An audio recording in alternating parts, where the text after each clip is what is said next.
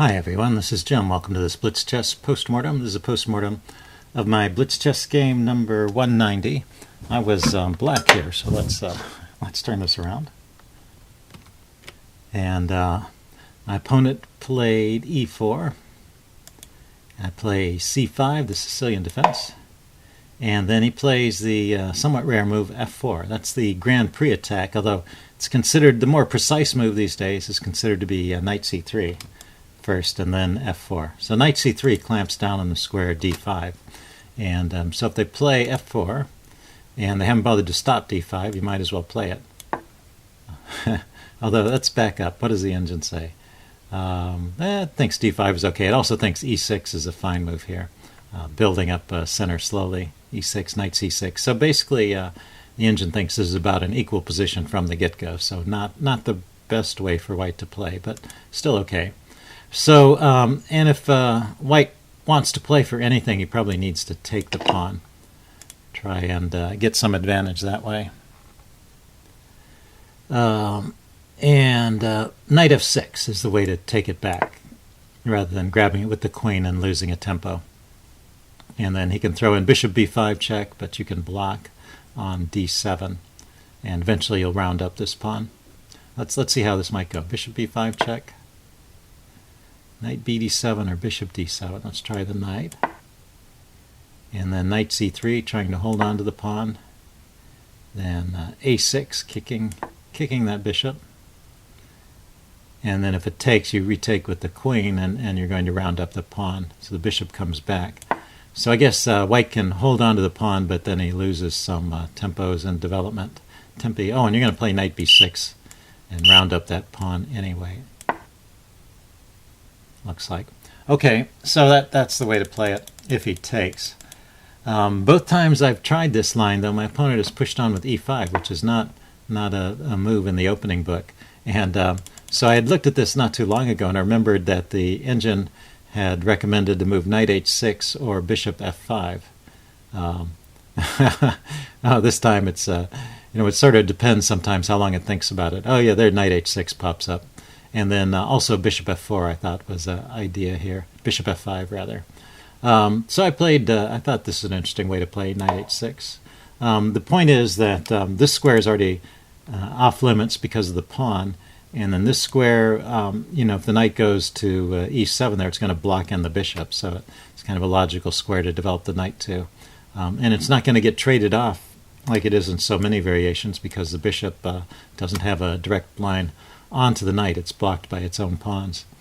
So my opponent played knight f3 here, and then I should probably follow up with knight to c6, just continuing to develop. But I played the move bishop f5. Looks like bishop g4 there was a move. And so maybe that wasn't the most precise way to play. But we get a position where black is at least equal. And block the check with the knight, castles, and e6. I was a little worried playing e6 that the bishop might be trapped over here, but it looks like I'll have enough time to get an escape route. And also it looks like this square is available, especially after white plays the move d4. If you look at the engine suggestion, it actually suggests d3, which would kind of try and restrict this bishop. Not a bad way to play. And probably the best way for white to try and stay in the game. So d4 gives the bishop kind of a free scope. Bishop takes, pawn takes, and c3, shoring up. And then it says I should just castle here. I threw in the move rook b8, attacking along this open diagonal. Put your open file. Put your rooks on open files. Also, there's a target here, so that keeps his bishop tied down. So not a bad move. You see, I maintain an advantage through here. And then I castle. h3, and now f6. So f6 maybe was not, starts to, after it thinks for a while, it thinks f6 is not the best way to play that. And now white could try and kick the bishop around with moves like g4. So let's take a look at this. g4, bishop to d3. It's interesting, this is a square for the bishop. It's sort of hanging there in midair and subject to attack if the knight moves, but right now the rook has to get out of the way. Oh, it doesn't. It says e takes f6 is possible. Okay, because that hits the bishop. So bishop takes f6, and then rook f2. And there is this threat of pawn to g4, so c takes d4 or knight f7.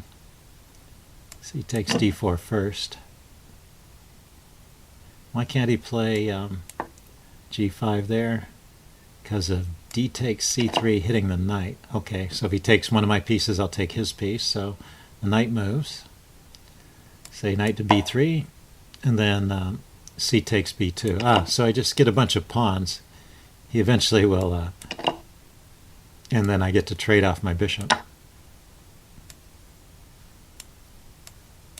And that buys time for the knight to escape. That's pretty interesting. I don't think I would have found that. So there is, this whole idea of taking back with a piece here is kind of scary because of that fork. And that's a very interesting tactical way to save your pieces from a fork, is just with the pawn. You just keep attacking things with the pawn, and eventually the bishop appears here, and then you get to trade off one of your forked pieces and save the other one. Okay, neat tactical solution to the problem. He didn't play g4, he just played knight h2. If we back up one more move, it says instead of playing f6, I was trying to make an escape hatch for the knight here. It says I should continue with c takes d4 or bishop to d3 right away. So maybe this is unnecessary precaution, this move f6. But my opponent plays knight h2, and I still have an edge here. I go with c4 to secure the square d3 for my bishop. And knight to f3. And then I decided to take on e5 there. That's maybe not the best. It looks like after knight takes e5, white is nearly equalized once again, whereas before I had some sort of edge. But after this trade, I guess I still keep an edge. So this has been pretty good. I'm now provoking the move knight e5, and I'm attacking this pawn. But I thought with the knight here, I should probably just trade it off. And I was thinking, this looks like a pretty good situation for me with my good bishop here. And I have this move c5 to start to undermine his central pawn chain. So I was feeling pretty good about my chances here. Now the engine, after thinking for a while, you see the little light went on. It's like a light bulb going off. It notices that I have a very tactical solution to my problems here. I can actually get quite an advantage at this point by taking. And king takes as a new variation. King takes, rook f1 check. And now if the king goes back, then I have rook to f1 check. Rook out of f8 check, I mean. So the king goes back to g1. I have rook f1 check, winning the queen for a rook. So, or maybe queen takes, bishop takes, king takes. So it'd be queen for rook and bishop, similar to what happened in the game. So it's best if he tries to run this way. But then rook f1 attacking the queen. Queen runs out here, bishop here attacking the queen. Queen goes here. And then my queen can come over. I think this was a good move. No, not that one. What does it say here? It says h6. It's interesting. h6, h5, bishop e4. King h2. I guess the problem is that I was thinking there was some sort of direct attack on the king, but it appears the king is safe. The problem is more along the back rank, where this bishop is pinned. It can't move without losing the rook. And so effectively I have one piece tying up two of his pieces, so I'm sort of playing with an extra piece.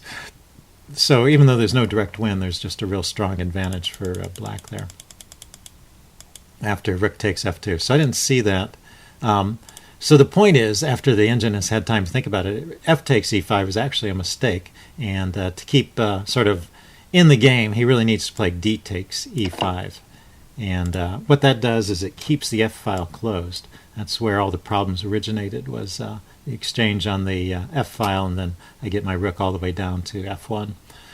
So if he can prevent that by taking with the d-pawn, even though it opens up this diagonal to his king, he has a dark squared bishop, so he can block that. And I still like black's chances here. I have the idea here. Let's erase a few of these lines. I have the idea of moving my pawns forward in the center, and I think that should be good for something here. So, but he took with the f-pawn, and now actually I have a pretty strong advantage. I start with c5, and he takes. That was a move that was actually played, right? Oh no, he played bishop g5 first. And now once again I could take his rook, but I take the pawn. And now he throws in rook takes f8. I take, and he takes back the pawn. He could try and hold on a little bit longer by moving the queen, but after this move, then I have rook f1 check finally. And so now he has nothing better than to give up the queen for these two pieces. And so I have a queen against a, let's back up. I have a queen against a rook and a bishop. So it's a slight material edge for black, not overwhelming.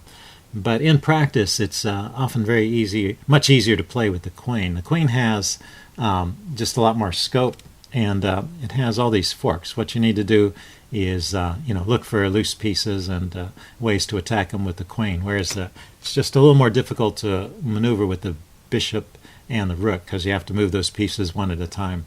So queen b6 is the best move here because it is a fork. I'm attacking these two pawns, and if I can get either one of those, then I'll have a passed pawn, and then I can use that to advantage, probably forcing a trade or something.